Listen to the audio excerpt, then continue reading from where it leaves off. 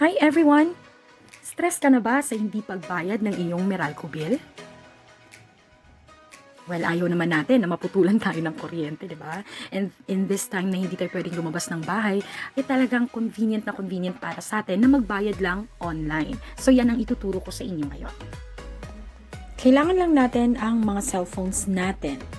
So kung ang gamit mo ay Android phone or ang gamit mo ay iPhone, pwedeng-pwede mong gawin ito. Okay, so ang kailangan mo lang gawin ay pumunta sa Google Play Store.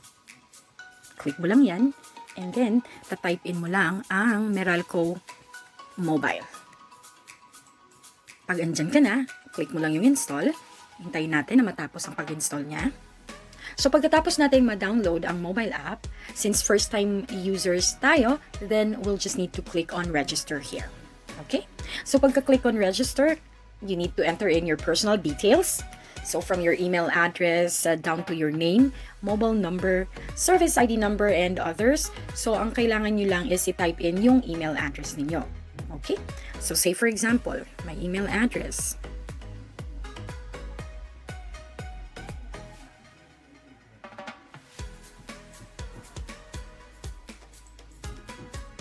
Okay? So example lang to. Now guys, yung sa name, ang kailangan nyong ilagay sa name is kung ano mismo ang nakalagay sa electric bill ninyo. So kailangan hawak nyo yung Meralco bill ninyo. Kailangan po magkatugma ang pangalan na ilalagay nyo dito at kung ano yung nasa bill ninyo. Okay? At pagkatapos nyan, just enter in your mobile phone number. And choose the first option. If not, you can choose otherwise. And then the next one is yung service ID number. It's a 12-digit number. So makikita nyo sa screen, it's right under service info.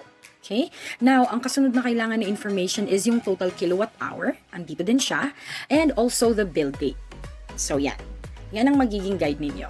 So since natapos na natin pag-fill up ang mga information na kailangan, we'll just need to check the terms and conditions na kailangan you have agreed to it. Okay? So once done, you can click on register nasa taas, sa uppermost part ng screen nyo, or if you want to link it in with your Facebook or Google account, pwede din. So I'll just show you the glimpse of the login page ng Meralco. So that's the login page. I'm sorry pero hindi tayo pwedeng mag-video with that. So yun lang, you'll just need to enter in your email address at password kung ano yung sinetup nyo when we registered it kanina. Alright, so once you're done logging in, you will see the overview and you'll just need to click on Pay Now. And you will be routed to this page. Check the billing details and click on Pay Now on the upper right. Okay, so in this page, you will see the payment options. So we do have credit card option, debit card, or prepaid cards. By the way guys, for prepaid cards, pwede yung PayMaya natin, Smart Money, or GCash. So as long as you have the virtual card and the physical card with you, then we're good. Okay? So of course, kailangan lang enter in natin yung information na kailangan. Alright, so again guys, if hindi ninyo na-download yung mobile app ng Meralco, you can just go to the website, okay? www.meralco.com.ph.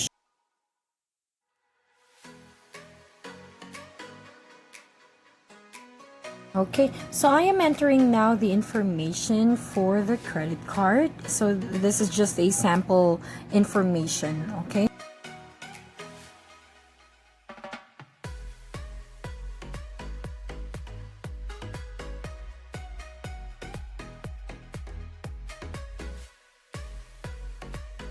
After you've done that, you'll just need to click on next. Oh, before I forget, this has a 47 pesos convenience fee on top of your Meralco bill. Okay, so right now it's processing. So it may take a minute or two for that to process, so we'll just give that a wait. Okay, so pag nag-go through na yung transaction ninyo, you will receive this confirmation. And another confirmation with the reference number. So, okay na. Okay, so finally, nakapagbayad na tayo ng kuryente online. So as easy as 1, 2, 3, bayad na ang ating kuryente. Wala nang problema. Masaya na ang lahat. Yes. And, of course, masaya na rin ang ating pamilya. So, balik ang liwanag sa ating bahay and we do not need to worry at all. Okay? Hindi man tayo makalabas sa panahon ngayon. Don't worry. May online. So, madaling-madali lang yan. So, if you forgot about the steps, you'll just need to go back to this video at i-check nyo lang step by step kung paano gawin ulit yan. Okay, so again, thank you so much everyone for watching. And please do not forget to click like and subscribe. Alright, that's very important. Please subscribe para hindi nyo po ma-miss ang ating mga iba pang videos in the time to come.